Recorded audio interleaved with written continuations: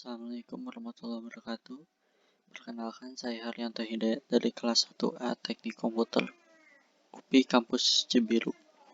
Di sini saya akan mempresentasikan esai saya yang berjudul Pengaruh Media Sosial sebagai Sarana Penyebaran Berita Bohong di Indonesia.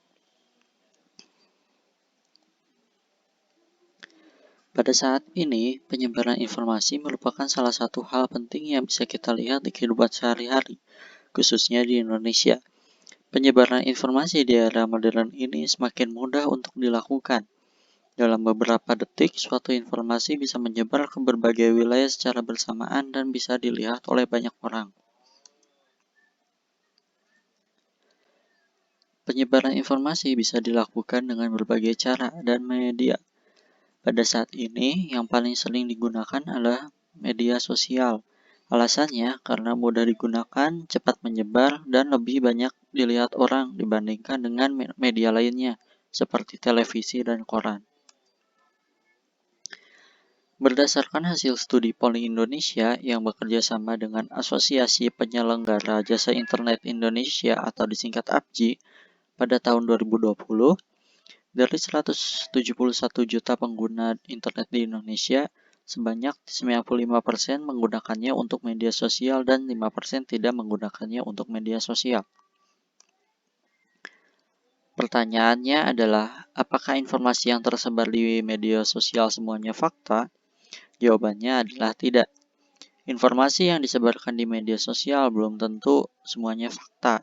Banyak juga ditemukan informasi tidak benar yang tersebar di media sosial. Hal tersebut tentu saja meresahkan masyarakat Indonesia karena membuat banyak pihak yang dirugikan karena informasi tersebut.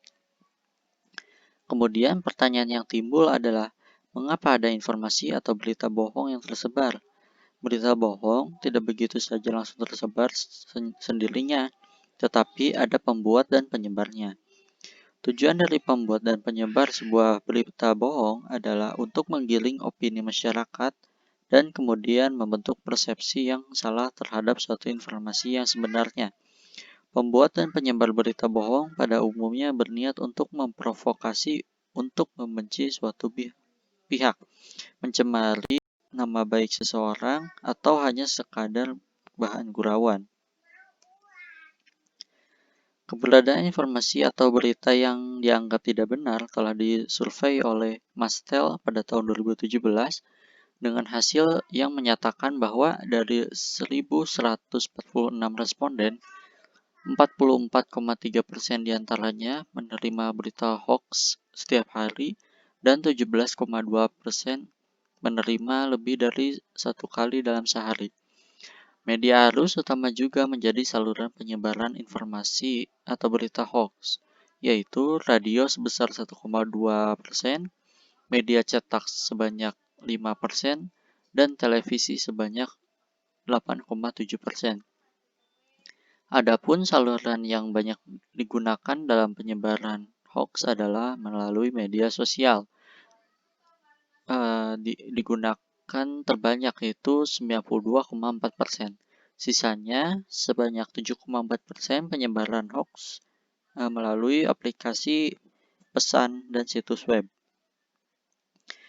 Data tersebut menunjukkan bahwa media sosial merupakan media yang paling banyak menyebarkan informasi tidak benar atau hoax.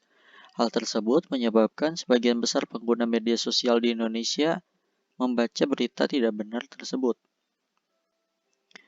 Berkaitan dengan hal tersebut, ada dua tipe pengguna media sosial yang memperlakukan informasi yang didapatkannya. Tipe yang pertama adalah pengguna yang mengecek ulang tentang informasi yang ia dapatkan, mencari dari sumber-sumber lain, kemudian menyimpulkan apakah informasi tersebut fakta atau bukan. Pengguna media sosial tipe pertama akan terhindar dari berita-berita bohong. Kemudian tipe yang kedua adalah pengguna yang tidak mengecek ulang informasi yang didapatkannya dan akan langsung percaya dengan apa yang ia dapatkan. Sehingga pengguna tipe ini akan mudah mempercayai berita-berita bohong. Di Indonesia, tidak sedikit pengguna media sosial yang tipe kedua. Hal tersebut sejalan dengan riset yang dilakukan oleh Central Connecticut State University pada tahun 2016, Indonesia menempati peringkat ke-60 dari 61 negara soal tingkat literasi. Hal tersebut menunjukkan bahwa Indonesia darurat membaca yang berdampak pada semakin mudahnya pengguna media sosial di Indonesia mempercayai berita bohong. Akibat dari banyaknya masyarakat yang terkena berita bohong atau hoax, mereka akan menyebarluaskan informasi tersebut tidak hanya di media sosial, tetapi juga di kehidupan masyarakat. Hal tersebut bisa membahayakan dan merugikan berbagai pihak karena memutarbalikkan fakta yang ada. Jika semakin banyak orang yang mempercayai suatu berita bohong, maka akan semakin sulit untuk fakta atau kebenarannya dipercaya. Hoax bisa menjadi pemicu munculnya keributan, keresahan, perselisihan, bahkan ujaran kebencian. Berita bohong juga dapat menimbulkan perpecahan antar individu maupun antar kelompok. Ini disebabkan karena ada pro dan kontra dari berita tersebut. Dari perpecahan tersebut bisa menyebabkan reputasi korban yang terkena hoax turun dan menguntungkan pihak tertentu. Selain itu, hoax juga dapat mengganggu kesehatan mental seperti PTSD atau Post Traumatic Stress Syndrome, memicu rasa kepanikan, menimbulkan kecemasan, bahkan efeknya bisa berlangsung dalam jangka panjang. Kerugian yang disebabkan oleh berita bohong perlu dikurangi dengan berbagai macam cara pencegahan maupun penghapusan berita-berita bohong yang tersebar di media sosial. Langkah-langkah pencegahan dan penghapusan yang perlu dilakukan tentu saja tidak bisa hanya dilakukan oleh sebagian pihak, tetapi harus dilakukan bersama-sama oleh semua pengguna media sosial. Beberapa cara mencegah hoax ada 3 cara. Cara yang pertama adalah menegakkan hukum. Indonesia memiliki instrumen hukum untuk mengatasi berita bohong seperti UU ITE dan KUHP. Cara kedua adalah melibatkan penyelenggara platform. Penyebaran hoax banyak dilakukan di berbagai platform media sosial. Untuk itu diperlukan penyelenggara platform tersebut untuk mendukung pemberantasan hoax. Cara ketiga adalah dengan mengedukasi masyarakat, dengan memberitahu apa yang sebaiknya dilakukan jika mendapatkan sebuah informasi dan langkah apa yang harus dilakukan jika menemukan sebuah kabar bohong.